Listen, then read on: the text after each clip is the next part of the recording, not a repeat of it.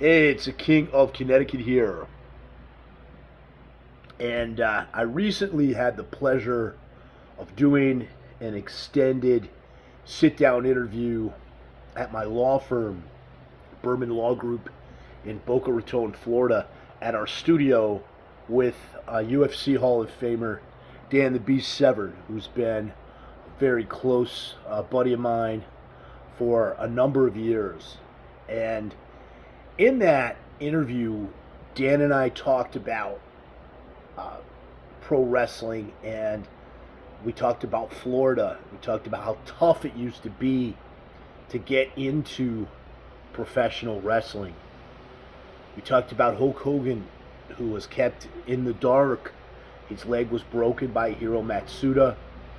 He wasn't smartened up. His first match against Brian Blair was a shoot. Hogan writes about that in his book, and we talked to our good friend Brian Blair about that as well. We talked about Kevin Sullivan talking to me about how he had to shoot with Mike Graham, who's Eddie Graham's son, and Bob Roop and Jack Briscoe and all the tough shooters, how folks were driven out if they try to come into the business.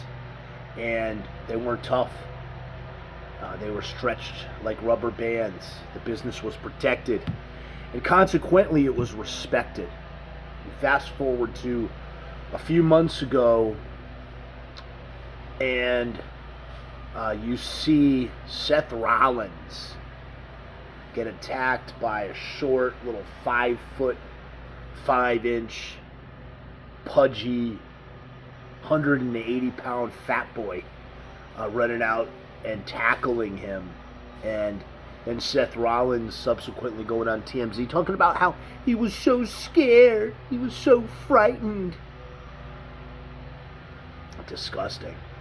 And then they continue to push Seth Rollins. In the old days, Seth Rollins would have surely been fired. Now, a few days ago, comedian Dave Chapelle was on stage, and a fan ran up on him and tried to tackle him. The guy couldn't even get Chapelle down. Chapelle blocked him. He bounced off of him. Chapelle went down to like a knee and then sprawled out, and the guy ran away.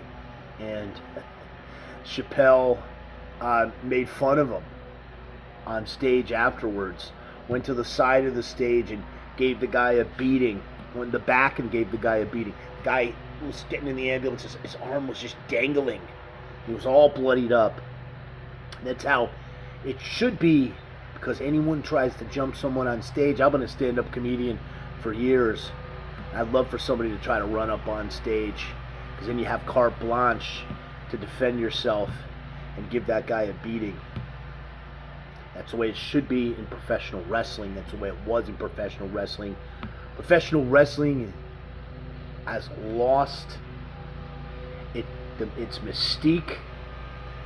I came into the business of professional wrestling with my longtime mentor and coach, one of my best friends, the late Billy Wicks, who was a collegiate wrestler that came out of the Carnies, and super tough guy.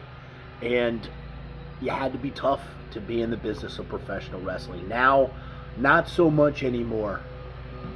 It's embarrassing. It needs to change.